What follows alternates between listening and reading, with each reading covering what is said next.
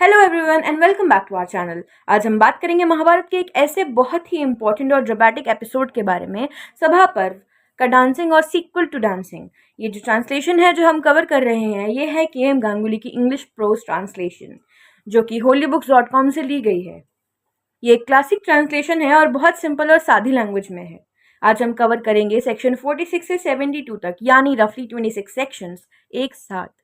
बहुत कुछ होगा, जेलेसी, चीटिंग, इंसल्ट और एक ऐसा मोमेंट आएगा जो पूरे महाभारत को चेंज कर देता है। ऑन द स्क्रीन आप देख सकते हैं कि हर चैप्टर में क्या क्या होने वाला है और अब हम इसकी डिस्कशन शुरू करेंगे। स्टार्ट करते हैं सीन 1 से। सेक्शन 46, दुर्योधन का ह्यूमिलेशन।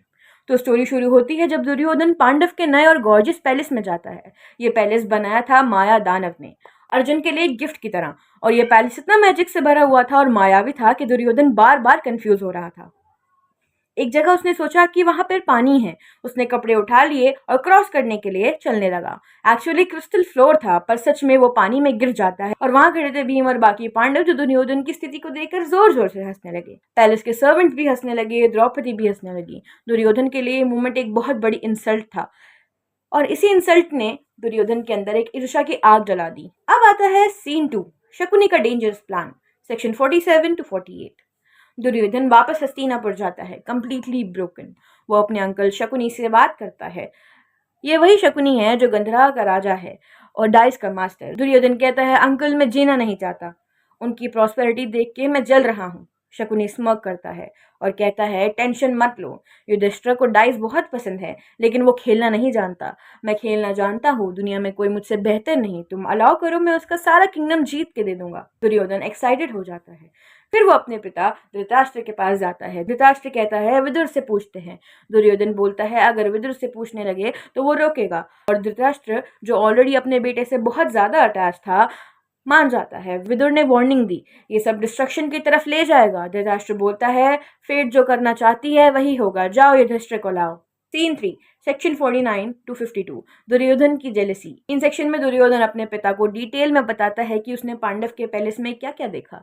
ये लिस्ट लिटरली पेजेस लॉन्ग है। Elephants, gold jars, tributes from every corner of the world, 1000 Brahmins being fed daily on gold plates, king servings like ordinary workers. Duryodhan कहता है, जब मैं वहां खड़ा था ट्रिब्यूट रिसीव करते करते मेरे हाथ थक गए। लोग वेट करते थे जब तक मैं रेडी हूँ। और फिर वो बोलता है, ये सब देख के मैं बहुत परेशान हो गया, मुझे चैन नहीं मिलता। ये सेक्शन बेसिकली शो करता है कि दुर्योधन की प्रॉब्लम ग्रीड नहीं थी, जेलेसी थी। ये वो दुखी था दूसरों की खुशी से। अब आता है सीन 4, सेक्शन 53 to 55, धृतराष्ट्र की लास्ट चांस वार्निंग। धृतराष्ट्र एक बार सीरियसली समझाता है दुर्योधन को, कहता है, पांडव तेरे भाई हैं, दुश्मन नहीं। जेलेसी तुझे बर्बाद करेगी। अगर सैक्रिफाइस का मन है तो यज्ञ कर, लोग तेरे पास भी आएंगे। लेकिन दुर्योधन का जवाब था ऑलमोस्ट पोएटिक और डेंजरस। वो कहता है, राजा का धर्म अलग होता है, मैं या तो उनकी प्रॉस्पेरिटी लूंगा या बैटल में मरूंगा, लाइफ की मुझे परवाह नहीं। धृतराष्ट्र आखिर में कहता है, ठीक है, जो करना है करो, लेकिन बाद में पछताओगे। और पैलेस बनवाता है क्रिस्टल का, गोल्ड का, और विदुर को भेजता है युधिष्ठिर को इनवाइट करने। अब आता है सीन 5, 56 to 57, विदुरा की वार्निंग और युधिष्ठिर का सफर। विदुर की वार्निंग और युधिष्ठिर का सफर। विदुर बहुत हैवी हार्ट से जाता है युधिष्ठिर के पास। वो सीधा बोलता है, वहां गैम्बलर्स और चीट्स ऑलरेडी आ चुके हैं, मैं पर्सनली इसे गलत समझता हूँ, लेकिन राजा ने भेजा है। विष्णु समझ जाता है। वो कहता है, अगर शकुनी मुझे चैलेंज करे तो मैं मना नहीं कर सकता, ये मेरा इटर्नल वाव है। और वो निकल जाता है अपनी पूरी फैमिली के साथ।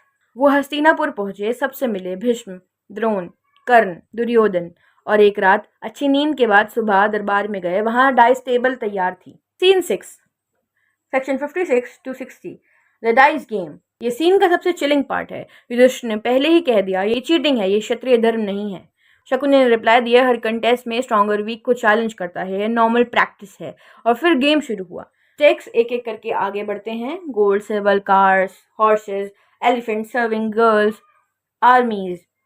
शकुनी हर बार डाइस उठाता है और कहता है, लो आई हैव वन। युधिष्ठिर हारता जाता है, एक के बाद एक चीज जाती है। सेक्शन 60 में वो अपनी सिटी, अपना लैंड, अपने सब्जेक्ट सब स्टेक कर देता है। और फिर अपने भाई नकुल को, फिर सहदेव को, फिर अर्जुना को, फिर भीम को, फिर खुद को।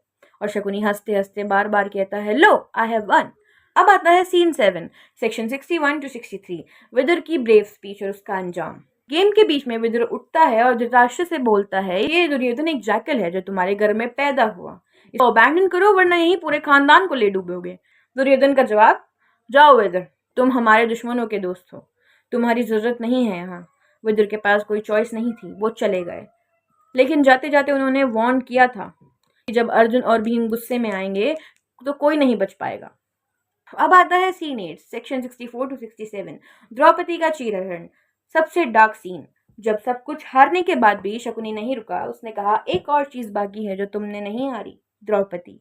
युधिष्ठिर ने द्रौपदी को भी स्टेक कर दिया। असेंबली में फाई फाई की आवाज आने लगी। भीष्म, द्रोण, कृप सब परेशान हो गए। विदुर अपना सिर हाथ में पकड़कर बैठ गया। लेकिन धृतराष्ट्र पूछ रहा था, जीत गए? जीत गए क्या? दुर्योधन ने अपने भाई दुशासन को भेजा द्रौपदी को कोर्ट में लाने के लिए।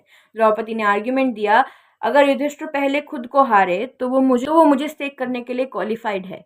वैलिड पॉइंट था, लेकिन किसी ने सुना नहीं।